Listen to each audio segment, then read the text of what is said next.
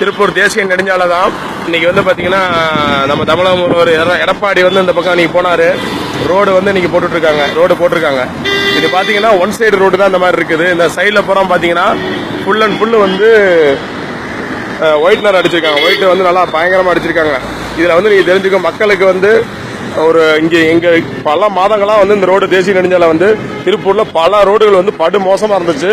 இன்னைக்கு இவர் வர்றதை முன்னிட்டு பாத்தீங்கன்னா இன்னைக்கு வந்து இந்த சைடு மட்டும் ஒன் சைடு மட்டும் பாத்துக்கங்க. அதிகாரிகளே இதே ரோட்ல தான் போறாங்க.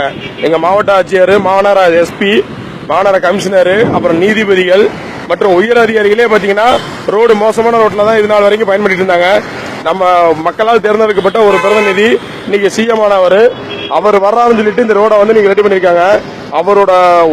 அவர் ரெடி பண்றப்ப கூட பாத்தீங்கன்னா ஒரு ஏற்றத்தாழ்வு மக்கள் அவர் போறதுக்கு முன்னாடி இந்த பாதையா வழியா போறதுனால மட்டும்தான் இந்த ரோட ரெடி பண்ணிருக்காங்க. இப்ப இந்த ஆப்போசிட்ல இந்த ரோட பாருங்க எவ்வளவு மோசமா இருக்குன்ட்டு.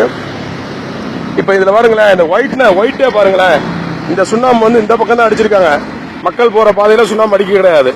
இதுவே ஒரு பெரிய ஒரு ஏற்றத்தாழ்வு மக்கள்கிட்ட கொண்டு வராங்க. சிஎம்னா வந்துட்டு அவங்க வந்துட்டு மக்கள் பிரதிநிதி. அப்ப வந்து ஒரு ரோடு போடுறப்ப கூட கரெக்டா போடுறது இல்லைன்றது இது மூலியமா ஒரு இதா இருக்கு. ரோடு வந்து இந்த பக்கம் படு மோசமா இருக்குது.